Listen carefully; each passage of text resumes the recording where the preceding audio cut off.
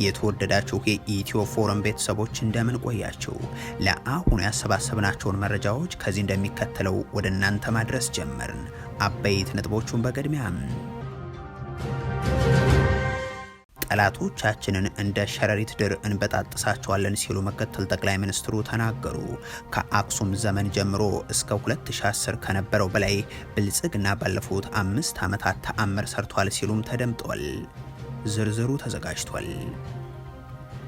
ጄኔራሉ ለሚሊሻ አካላት ለሀገራዊ ጥሪ ዝግጁ ሁኑ የሚል ትዕዛዝ መስጠታቸው ተሰማ። ከክልሉ በርካታ አካባቢዎች የመከላከያ ሰራዊቱ እንዲወጣ እየተደረገ ወደ ትግራይ እንዲጓጓዝ ስለመሆኑም ይታወቃል። እንቃኘዋለን። የግብጽ ጦር በሶማሊያ ወታደራዊ ትርኢትን አቀረበ። ከሰሞኑ ወደ ካይሮ አቅንተው የነበሩት ፕሬዝዳንት ሐሰን ሼህም ይህንኑ እንዲከታተሉ ሆኗል። ተጨማሪውን አዘጋጅተናል። ከሰሞኑ ለተባበሩት አረብ ኤሚሬቶች በመላላክ በኢትዮጵያ ውስጥ የጦር ሰፈር እያቋቋመ ስለመሆኑ የዘገበበትን ሚዲያም ብልጽግና እርምጃ እንደወሰደበት ተገለጸ። ሚዲያው ሮይተርስ ሲሆን ያገዛዙ ሰለባ ከሆኑ የምዕራብ ዓለም ሚዲያዎች መካከልም ሆኗል። ሌላኛው መረጃችን ነው።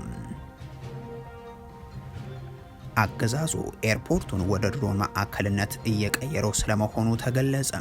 የብልጽግናው መንግስት የሀገሪቱን የአየር ኃይል ጣቢያዎችን ወደ ምዕራብ አቅጣጫ ሊያዘዋውር ስለመሆኑም ተዘግቧል። የተወደዳችሁ የኢትዮ ፎረም ቤተሰቦች አብራችሁን ስትቆዩ እነዚህን እና ሌሎችን መረጃዎችን ታደምጣላችሁ። ሰናይ ቆይታ ይሆንላችሁ።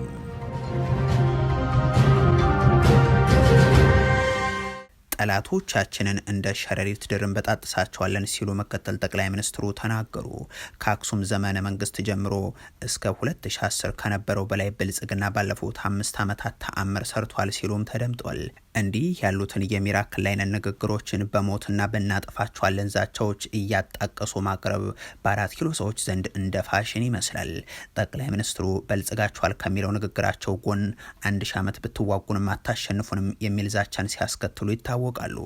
ሸረሪትን በምሳሌነት በማቅረብ የሚቀናቸው ምክትላቸው አቶ ተመስገን ጥሩነህም ከሰሞኑ የስንዴ ችቦ ይዘው ዳንኪራ ሲመቱበት በታዩበት መድረክ ላይ በስም ያልጠቀሷቸውን ነገር ግን ወጥመዳቸውን አጥምደው ብናል ያሏቸውን ጠላቶች ሲሉም የገለጿቸውን አካላት እንደ ሸረሪት ድር እንበጣጥሳቸዋለን ሲሉ ዝተዋል። ጠላቶቻችን ወጥመዶቻቸውን አጥምደዋል፣ ሁሌም ያጠምዳሉ። በቆራጥነታችንና በትጋታችን እንደ ሸረሪት ድር በጣጥሰናቸው እናልፋለን። አቶ ተመስገን ጥሩነህ የባህር ዳር ሹም በነበሩበት ከ5 ዓመታት በፊት በነበረው የትግራይ ጦርነት ዋዜማም በተመሳሳይ ሸረሪትና ድር ነበሩ ምሳሌዎቻቸው። ገና ጦርነቱ ከመቀስቀሱ በፊት ሸኔ የሚሉት ቡድን አደረሰ የተባለውን ጥቃት እኛ ሸረሪቷን ሳይሆን የሸረሪቷን ድር ነው ከዚህ በኋላ የምንጠርገው በማለት ወደ ትግራይ ክልል የሚደረገውን ዘመቻ በተመለከተ መናገራቸውም አይዘነጋም። ምንጊዜም ቢሆን የሸረሪት ድር ሸረሪት እስካለ ድረስ በየቦታው መተብተቡ አይቀርም። ዋናው ሸረሪቷ ስለሆነ የሸረሪት ድሩን የምትሰራው ሸረሪቷ ላይ ትኩረት አድርጎ ምርመራውን በደንብ አጠናክሮ የሕግና ስርዓት ማስከበሩን እንዲሰራ ከፌዴራል መንግስት ጎን የክልላችን መንግስት እንደሚቆምና የሆነው ሆኖ ምክትል ጠቅላይ ሚኒስትሩ አሁን የእርሳቸውን የብልጽግና ዓመታት ለማድነቅ ቃላት ተስኗቸው ከአክሱም ዘመን ጀምሮ ያሉት የኢትዮጵያ ታሪኮችን ሁሉ የሚልቀውን ስራ ነው እኛ የሰራ ነው ለዛውም በ5 ዓመት ብቻ ብለው ሲያነጻጽሩ ተሰምተዋል። በ6ኛውና በ7ኛው ሀገራዊ ምርጫ መካከል ያለው ርቀት ያለማጋነን በአክሱም ዘመንና በ2010 ዓመተ ምህረት መካከል ካለው ርቀት ይሰፋል። ታሪክ በተደጋጋሚ ተቀይሯል። ሪከርድ በየቀኑ ተሰብሯል። ለውጥ የኢትዮጵያውያን የመግባቢያ ቋንቋ ሆኗል። ልዩነትና ክፍፍል ተወግዘዋል። ህብረ ብሔራዊ አንድነትና የወል ትርክት የህዝባችን ሸማ ሆነዋል። ይህን የእርሳቸውን ማነጻጸሪያ በተቃራኒ ልክ የሚያደርጉ ከቀደሙት የኢትዮጵያ ዘመናት ሁሉ ብልጽግና ሪከርድ ሰባሪ የሚያደርጉት ሁነቶች ግን አሉ። ሚሊዮን ገዳይ ጦርነትን በማድረግ በርካታ ሚሊዮኖችን በማስራብ ወዘተ እያሉ መቀጠልም ይቻላል። ጄኔራሉ በኦሮሚያ ክልል የሚሊሻ ስምሪት ላይ ስለመሆናቸው ገልጸዋል። ለሀገራዊ ጥሪ ዝግጁ ሆኑ የሚል ትዕዛዝ ሲሰጡም ተሰምቷል። ከክልሉ በርካታ አካባቢዎች የመከላከያ ሰራዊቱ እንዲወጣ እየተደረገም ወደ ትግራይ እንዲጓጓዝ መሆኑም ይታወቃል። ባለፉት ተከታታይ ቀናት የወለጋን ቀጠና ጨምሮ ሰራዊቱ በህዝብ ማመላለሻ አውቶቡሶችም እየተጫነ ወደ ሰሜን የሀገሪቱ ቀጠና ሲጓጓዝ ታይቷል። አገዛዙ በክልሉ ሰሜን ሸዋ ዞን ደግሞ ኔትወርክ ጭምር በመዝጋት የአየር ድብደባዎችን በማድረስ ትምህርት ቤቶችን ማውደሙን መዘገባችን ይታወሳል። የ4 ኪሎ አስተዳደር በቀጣይነት እየተዘጋጀበት እንደሆነ በሚገለጸው ጦርነት የሚማግደውን ይህንኑ ሰራዊት ወደ ሰሜን የሀገሪቱ አቅጣጫ ሲያጓጉዝ፣ በዚሁ በኦሮሚያ ክልል ደግሞ የአቶ ሽመልስ አብዲሳ አስተዳደርን ወንበር ለመጠበቅ የክልሉ ሚሊሻ ከወንድሞቹ ከኦሮሞ ነጻነት ጦር አባላት ጋር ይዋጋ ዘንድ ዝግጅት ያደርግ ተብሏል። ከሰሞኑ ይህንኑ በግድም በጥቅምም የተሰባሰበን አርሶ አደር ሚሊሻ የሰበሰቡት የክልሉ ፖሊስ ዋና አዛዥ ጀነራል ድሪባ መኮንንም ከአሸባሪ ቡድን ጋር የምትፋለሙት እናንተው ናችሁ እያሉ ሲቀሰቅሱ ተሰምቷል። እኒህ ጀነራል ከአንድ ዓመት ተኩል በፊት አካባቢም በቴሌቪዥን ቀርበው ሸኔ ያሉትን የነጻነት ጦሩን ሙሉ በሙሉ ልናጠፋው 2 ቢበዛ ደግሞ 3 ወር ብቻ ስጡን ሲሉ ቃል ገብተው እንደነበር አይዘነጋም። ይነስ የሚብዛ በ2 በ3 ወር ውስጥ ይሄ ጠላት ሙሉ በሙሉ የሚወገድበት የማህበራዊ እንቅስቃሴን ወደማያደናቅፍበት ደረጃ የሚደርስበት ሁኔታ ይፈጠራል። ይህን ከተናገሩ 2 ዓመታቸው እየተቃረበ ሲሆን እሳቸው ግን የተዋጊ አይነት ቀይረው አሁንም ትዋጋላችሁ ሲሉ ይደመጣሉ። ጸረ ሰላም ኃይሎችን እንዲሁም ሊያፈርሱን የሚንቀሳቀሱ አካላትን የመጠበቅ አደራ ተጥሎባቸዋል የሚሉት የሽመልስ አስተዳደር ሹም ኢትዮጵያን በአሁኑ ወቅት የውስጥና የውጭ ችግሮች ገጥመዋታል ሲሉም ተደምጧል። ይህንን የሚቋቋም የጸጥታ ኃይል እየገነባን ነውም ብለዋል። ከዛም አገዛዛቸው ላለፉት ዓመታት እንዳደረገው ሁሉ ለሀገራዊ ጥሪ ዝግጁ ሆኑ የሚል ጥሪ ሲያስተላልፉ ነው የተሰሙት። ይህንን ጥሪ በሚያስተላልፉበት ወቅት ደግሞ ሚሊሻው በሶማሊያው ጦርነት ወቅት የነበረውን አስተዋጽኦ ጭምር እንደ ማሳያ እያነሱ ነበር ተብሏል። ሰሞኑን ለተባበሩት አረብ ኤምሬቶች በመላላክ በኢትዮጵያ ውስጥ የጦር ሰፈር እያቋቋመ ስለመሆኑ የዘገበበት ሚዲያ ላይ ብልጽግና እርምጃ ወሰደም። ሚዲያው ሮይተርስ ሲሆን ያገዛዙ ሰለባ ከሆኑ የምዕራቡ ዓለም ሚዲያዎች መካከልም አንዱ ሆኗል። የሀገሪቱን ጋዜጠኞች ለሞት ለስራትና ለስደት የዳረገው የብልጽግናው አገዛዝ ወደ ስልጣን በመጣ ሰሞን ሲያወድሱት የነበሩት የምዕራቡ ዓለም የመገናኛ ብዙሃንን ማሳደድ ከጀመረም ዓመታት እያለፉ ነው። አገዛዙ ለ2 ዓመታት በትግራይ በሚያደርገው ጦርነት ወንጀሉን የሚዘግቡበትና የሚያጋልጡትን ጋዜጠኞችና ሚዲያዎችን በሰላማዊ ሰልፍ ጭምር ሲያስወግዝ እንደነበርናም ዓለም አቀፍ ሚዲያዎችን በጁንታነት እየፈረጀ የጦርነት ደጋፊዎቹን አደባባይ ላይ ሲጠራ እንደነበርም ይታወሳል። አልጀዚራ፣ ቢቢሲ፣ ሲኤንኤን፣ አልጀዚራ፣ ቢቢሲ ስቶፕ ላይንግ አባውት ኢትዮጵያ፣ ሲኤንኤን፣ ሼም ኦን ዩ፣ ሼም ኦን ዩ። ብልጽግና እንዲህ ያስወገዛቸው የምዕራቡ ዓለም የመገናኛ ብዙሃን አብይ አህመድ ወደ ስልጣን እንደመጡም ሪፎርሚስት፣ ካሪዝማቲክ፣ ዘ ፒስ ሜከር ወዘተ እያሉ ሲያሞግሱ የነበሩ ቢሆንም በኋላ ላይ ግን በኢትዮጵያ ውስጥ የሚፈጸመውን ነገር ሲያስታውሉም የሰላም ሎሬቱ ጦርነቶችን መዘገብ ጀመሩ። ይህንን ተከትሎም በትላልቆቹ ሚዲያዎች ላይ ሰላማዊ ሰልፍ ማስወጣትና አስተዳደራዊ እርምጃ ሲወሰድም ቆይቷል። የዘ ኢኮኖሚስት ዘጋቢው ቶም ጋርድነር የስራ ፈቃዱ ተሰርዞ በ72 ሰዓት ውስጥ ከሀገር እንዲወጣ ተደርጓል። የኒውዮርክ ታይምስ ባልደረባው ሲሞን ማርክስ በተመሳሳይ ሁኔታ ከሀገር እንዲባረር ሆኗል። የቀድሞ የአፍሪካን ኢንተለጀንስ ጋዜጠኛ ኖይ ሆቼት ወደ ኢትዮጵያ እንዳይገባ የታገደ ሲሆን ሌላኛው የቀድሞ ባልደረባው አንቶናይ ደግሞ አዲስ አበባ በቴ ኦርጌሳን ቃለ መጠይቅ አድርገሃል በሚል ታስሮ ከሀገር መባረሩ አይዘነጋም። እንዲህ ባለ ተግባሩ የቀጠለው የብልጽግናው መንግስት በሮይተርስ ላይ እርምጃ መውሰዱ ሰምቷል። የጣቢያችን ምንጮች እንዳረጋገጡት ሰሞኑን ሮይተርስ ባጋለጠው ሚስጥር የተበሳጩት የብልጽግና ገዢዎች የዜና ወኪሉ ባልደረቦች የመዘገቢያ ፈቃዳቸውን ወይንም አክሬዲቴሽን ተነጥቀዋል። የብልጽግናው አገዛዝ ኮሬን የገኛ የሚባል የመግደያ መዋቅር ያለው መሆኑን ለመጀመሪያ ጊዜ በምርመራ ሪፖርት ያጋለጠው ሮይተርስ ሰሞኑን ደግሞ የብልጽግና ለኤምሬትስ የመላላክ ደረጃናም በሱዳኑ የእርስ በርስ ጦርነት ላይ ያለውን ተሳትፎ በሳተላይት ማስረጃዎች አስደግፎ ዘገባውን ማሰራጨቱ ይታወሳል። በዚህ የተበሳጩ አገዛዙ የወጣውን የምርመራ ሪፖርት ያላስተባበለ ሲሆን መረጃውን ያወጣውን የዜና ወኪልን ግን የመስሪያ ፈቃዱን ነጥቋል።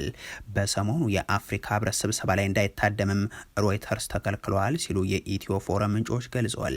አገዛዙ ባሳለፍነው ታህሳስ የዶይቼ ቬለ ጋዜጠኞችን የስራ ፈቃድ በቋሚነት መሰረዙም የሚታወስ ነው።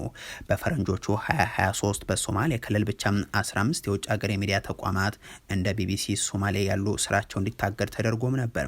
የውጭ ሀገር ዜግነት ባይኖራቸውም ለውጭ ሚዲያ የሚሰሩ በርካታ የኢትዮጵያን ጋዜጠኞችን በደረሰባቸው ስርና ወከባ ምክንያት ሀገር ጥለው ተሰደዋል። ከፈረንጆቹ 2020 ጀምሮ ቢያንስ 54 ጋዜጠኞች በስደት ላይ እንደሚገኙና ከ200 በላይ ጋዜጠኞች ደግሞ ለእስራት ስለመዳረጋቸው እንደ ሲፒጄ ያሉና ሌሎችም ተቋማት ይገልጻሉ።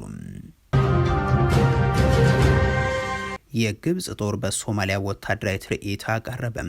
ከሰሞኑ ወደ ካይሮ አቅንተው የነበሩት ፕሬዝዳንት ሐሰን ሼህም ይህንን እንዲከታተሉ ተደርጓል። የብልጽግናው አገዛዝ የባህር በር ባለቤት አደረኳቸው ሲል የገለጸው የሶማሌላንዱ ስምምነት ለኢትዮጵያ ምንዳ ሳይሆን የግብጽ ጦርን ወደ ድንበር የሚያመጣ ዕዳን ነው ያስከተለው። አሁን የኢትዮጵያ ሰራዊት ለ10 ዓመታት መስዋዕትነት በከፈለባት ሶማሊያም አመዳ ፋሽ ሆኖ ከግብጽ ጦር ጋር የሚፋጠጥ ዘንድ ግድ ሆኗል። በእርግጥ ብልጽግና ግብጽ አየር ኃይሏን ማርታበታለች በሚባልበት የሱዳኑ የእርስ በርስ ጦርነትም በሌላ አቅጣጫ ወደ ህዳሴው ግድብ አቅራቢያም ይህ ጦርነት ይመጣ ዘንድ ለሱዳን አማጺ ሚሊሻዎች ካምፕ በመገንባት በዚህ ቀጠና የአየር ጥቃት ግብጽ ታደርግ ዘንድ የሚገፋ አደገኛ እንቅስቃሴ ውስጥ ስለመሆኑ በርካቶች ስጋታቸውን ያቀርባሉ። የሆነው ሆኖ የአዲስ አበባ የዲፕሎማሲ ያለፉት ዓመታት ተደጋጋሚ ስህተቶች የሞቃዲሾ ባለስልጣናትን ወደ ኢትዮጵያ ለኮሪደር ልማት ጉብኝት፣ ወደ ካይሮ ደግሞ ለወታደራዊ ስምምነት እንዲጓዙ ያደረጉ ሆኗል። ከሰሞኑ ፕሬዝዳንት ሐሰን ሼህ ጅጅጋ ላይ ሪዞርት አይተው ወደ ግብጽ ካይሮ ግን ለወታደራዊ ንግግር ተጉዘው ነበር። ከዛ ማግስት አሁን የሆነው ደግሞ የካይሮ ጦር ሶማሊያ ውስጥ ወታደራዊ ትርኢቱን የሚያሳይበት እውነት ነው። የግብጽ ኢትዮጵያ የራሷ ሀብት የመልማት መብትን መቃወም ብቻ ሳይሆን በጎረቤቶች የመክበብ እቅድን ብልጽግና ደጋግሞ በሰራቸው ጥፋቶቹ ምቹ አድርጎላታል። የሶማሊያው ፕሬዝዳንት ሐሰን ሼህ መሐመድና የግብጽ መከላከያ ሚኒስትር የሆኑት ሌትናንት ጀነራል አብድል መጂድ ሳከርም በሶማሊያ የአፍሪካ ህብረት ተልዕኮ አሚሶም ውስጥ የሚሳተፉ የግብጽ ወታደሮችን ሲያሰማሩ ታይቷል። በግብጽ ጦር ቃል አቀባይ ጽህፈት ቤት ላይ በተለጠፈው የቪዲዮ መልእክትም ግብጽ ሶማሊያን ከሶማሊያ መንግስትና ከአፍሪካ ህብረት ጋር በማስተባበር ወታደራዊ ስልጠና፣ የጸጥታ አቅም ግንባታና የስለላ ትብብርን ጨምሮ አጠቃላይ የድጋፍ ፓኬጅ በማድረግ ሶማሊያን ጸጥታ ለማስፈንና ሽብርተኝነትን ለመዋጋት ቁርጠኛ መሆኗን ያረጋግጣል ይላል። ግብጽ ለሶማሊያ የምትሰጠው ድጋፍ ካይሮ እህት ሀገራትን የጸጥታ ችግሮችን በመጋፈጥና በአፍሪካ ቀንድ ቀጠና መረጋጋትን በማጎልበት የሁለቱም ሀገራት የቀጠናዊ ህዝቦች የጋራ ጥቅምን ለማስጠበቅ ያላትን ቁርጠኝነት የሚያመላክት ስለመሆኑም ያብራራል። ብልጽግና ኤርፖርቱን ወደ ድሮን ማዕከልነት ሊቀይረው መሆኑ ተሰማ። አገዛዙ የሀገሪቱን አየር ኃይል ጣቢያዎችን ወደ ምዕራብ አቅጣጫ ሊያዛውር መሆኑም ተዘግቧል።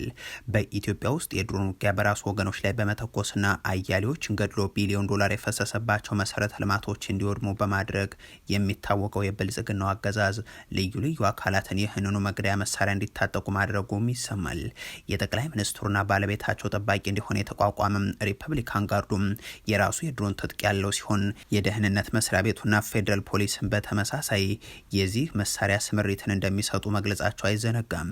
ድሮንን የምንተኩሰው ፈርመን ነው፣ ለተኮስናቸው ቦምቦች ሁሉ ፊርማለን የሚሉት ጠቅላይ ሚኒስትር አብይ በዚሁ እፈርምበታለሁ በሚሉት ድሮን እስካሁን ድረስ መግደላቸውንም ቀጥለዋል። ሮይተርስ ያሰራጨው ዘገባ እንደሚያመላክተው አገዛዙ የአሶሳ ኤርፖርትን የድሮን ኦፕሬሽን ማዕከል ለማድረግም አቅዷል።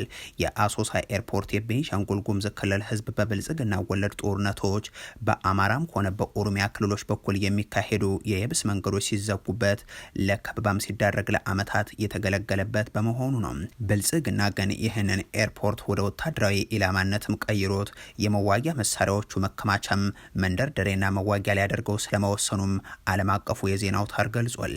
የዜና ወኪሉ አንድ ከፍተኛ የኢትዮጵያ መንግስት ባለስልጣን መከላከያ የአሶሳውን አውሮፕላን ማረፊያ ወደ ድሮን ኦፕሬሽን ማዕከልነት ለመቀየር አቅደናል ሲሉ ነግረውኛል ብለውኛል ብሏል።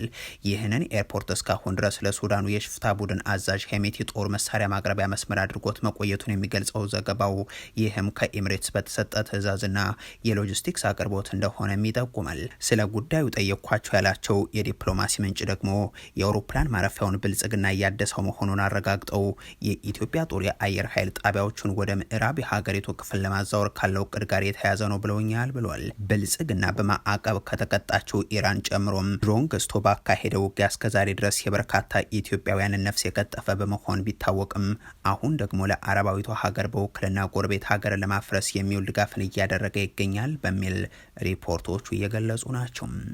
የተወደዳችሁ የኢትዮ ፎረም ቤተሰቦች ለአሁን ያሰባሰብናቸው መረጃዎች ይህንን ይመስሉ ነበር። አበቃን። ቸር ያሰማን።